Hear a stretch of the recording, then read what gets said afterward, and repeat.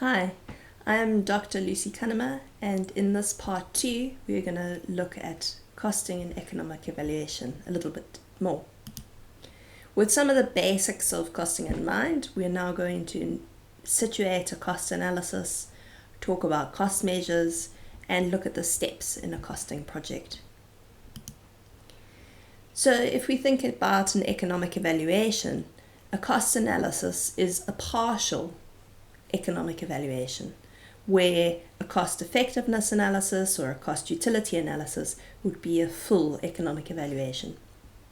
A cost analysis can be done to answer a specific question you may have about the costs, or look at efficiency of providing specific health services.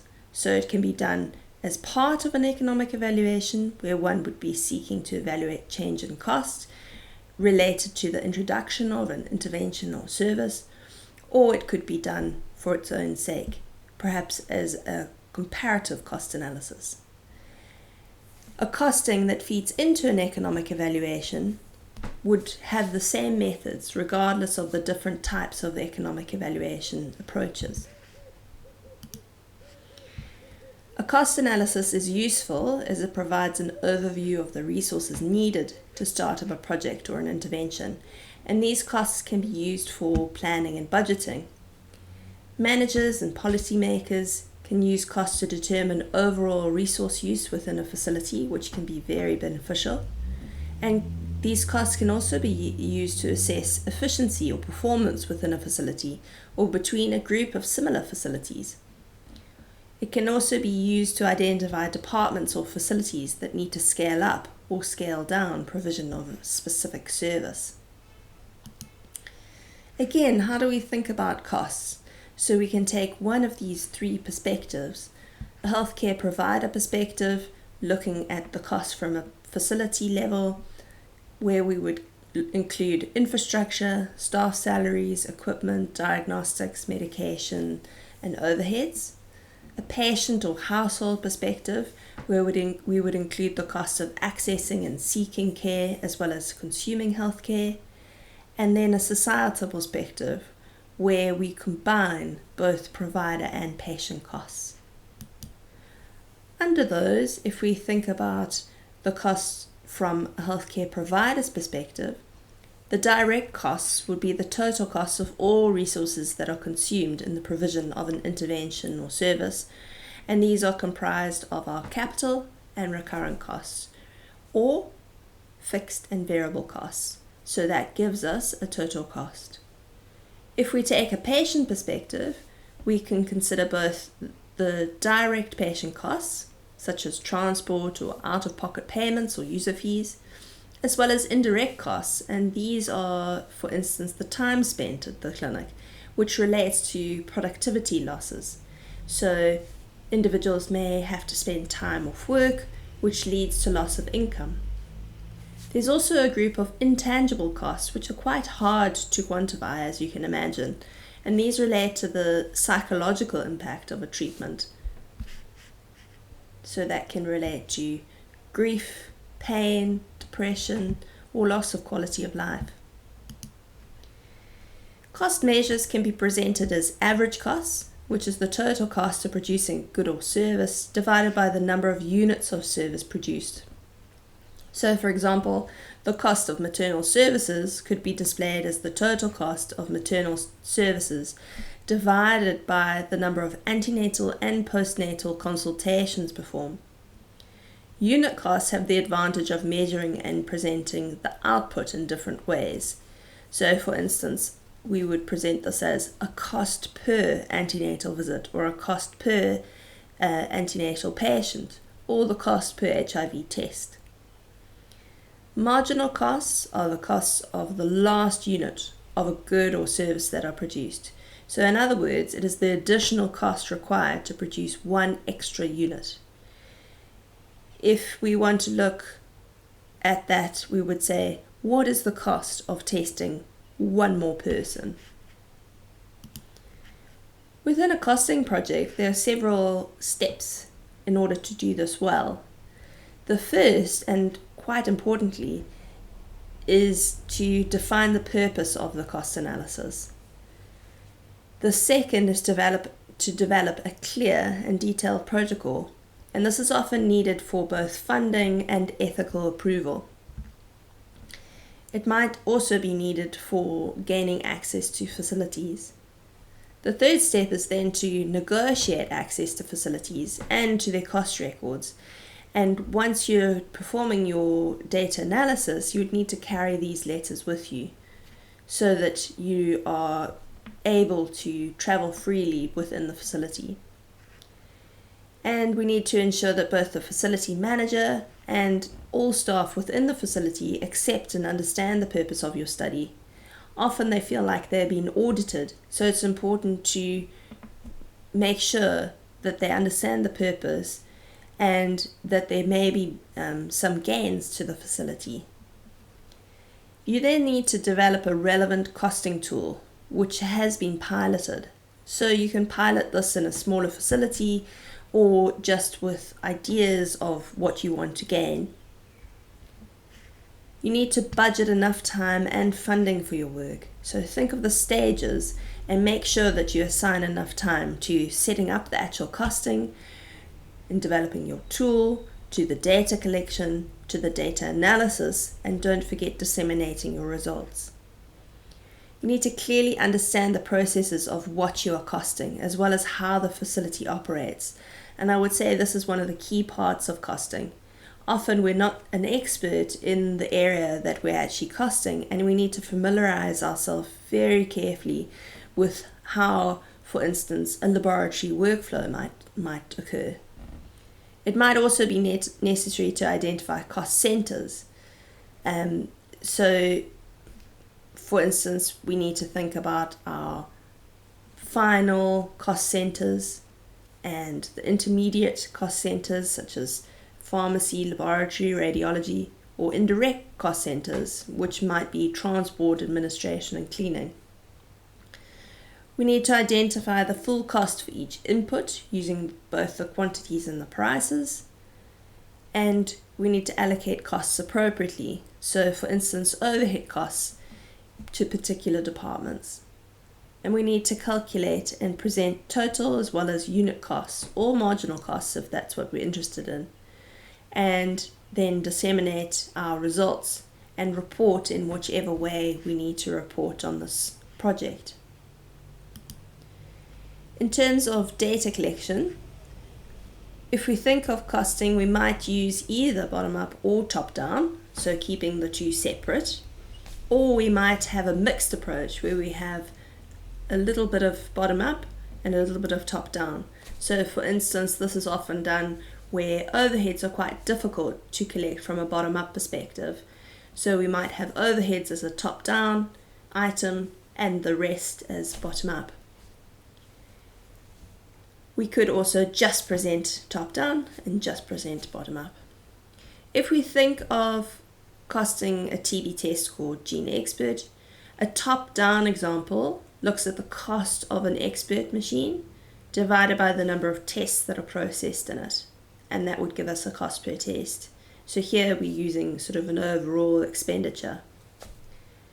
If we have a bottom-up approach, we would observe all of the expert processing and look at the number of tests that are processed and the number of hours that it takes to process those tests. So both are important and useful, but the top-down approach takes excess capacity into consideration.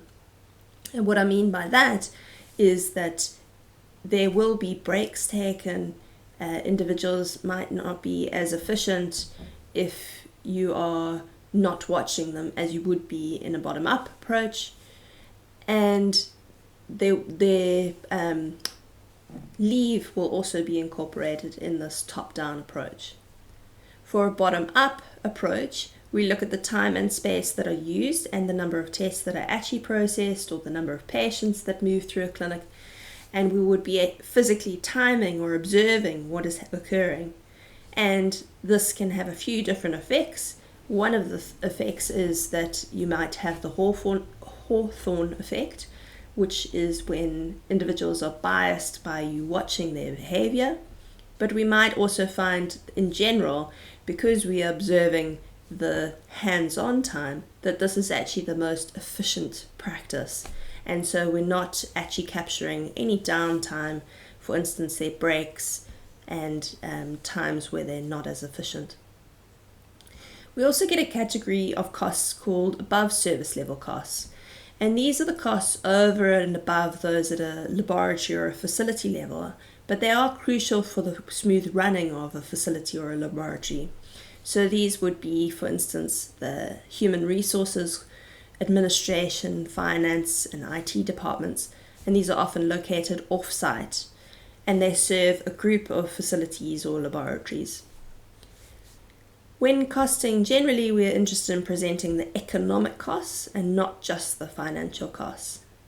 So for instance, if a gene expert machine is actually donated or time is volunteered, then this will be valued. When we get to infrastructure and resources that are jointly used or shared between different departments within a health system or program or facility, for instance, overheads, we would need to share these out accordingly. So within overheads, we might have administration, transport, and electricity. And these are important for the smooth running of the facility as a whole, but we are only interested in the portion that needs to be allocated to the particular area we are costing. So for instance, if we're costing the tuberculosis section of the clinic, we will apportion a certain amount to the tuberculosis clinic. So in the cost analysis, these shared costs are allocated according to various departments or activities. And there are other examples of shared costs, and these could be linked to shared building space and equipment. And we may find that on a Monday, the space is used for chronic care clubs, and on a Tuesday, it's used for child health. And so our apportioning or allocation might be based on the different days of the week. So for the different resources, these are handled slightly differently. So for personnel costs, we need to use the actual gross salaries and benefits that are paid to an employee. And these costs are often very difficult to access from a facility, but they can usually be sourced from human resources department. And in some cases, we may need to use an average of the likely salaries that are being used for the different cadres or staff. So we need to be quite pragmatic about how we go about this. If a staff member is jointly employed, for instance, both in the private and the public sector, then one should calculate the proportion of time spent in the health facility or the laboratory that you are costing. So we don't want to overestimate the cost of an individual's time. Drugs and medical supplies can be calculated in a bottom-up way as a price multiplied by the quantity for each drug, or in a top-down way using the expenditure on drugs, if good data is available on this. For goods that are donated by a local or foreign donor, such as a trial antibiotic, as an economic cost, we'd need to include these items. And we would also need to think about any shipping and insurance costs that might be linked to these. For donated capital items, these should be treated as any other capital items, and if detailed cost information is not available, then the full replacement value for the appropriate year should be used. Maintenance of buildings and equipment and vehicles and furniture should be collected in the form of expenditure and treated as a recurrent item. But if the expenditure information is not available, it might be appropriate to use a proportion of the infrastructure cost. For transport and fuel, if expenditure data on the transport and fuel are available, this should be used. However, if it's not available or if it doesn't seem reliable, then one can estimate the number of kilometers traveled and multiply this by the relevant cost per kilometer. In circumstances where laboratories or health facilities order services or supplies and then make payments later, it's very important to estimate the cost of services and inputs utilized within the analysis period. And not to ignore these costs. Costs are always context specific, and so we need to consider the way an intervention works in practice and the target group as well as the setting. So in summary, empirical costing is a time-consuming process that requires diplomacy and perseverance. We need to think through the necessary cost items and relevant outcomes early on and develop a costing tool before you start. Obviously, you only need to think about the overall outcomes if you're going to incorporate this into a full economic evaluation. But for our unit costs, we do need to think about what the outcomes are. We also need to keep good notes on your experience and your understanding of the process involved, and this will help you a lot in your interpretation of the results. And you may find something quite interesting, but often as time passes, you might forget what your thoughts were early on. Costing can be undertaken for its own sake, or it can feed into a full economic evaluation. And the methods for calculating costs are the same for all economic evaluation approaches. It's important to note that economic costs are what should be measured in terms of an economic evaluation. Costing is a quantitative tool that can be used to calculate resource use within an organization. So for instance, if we want to look at what teaching costs within a university setting, this is one of the tools that we can use to develop a business plan, business case. Thank you so much. Look forward to chatting with you soon.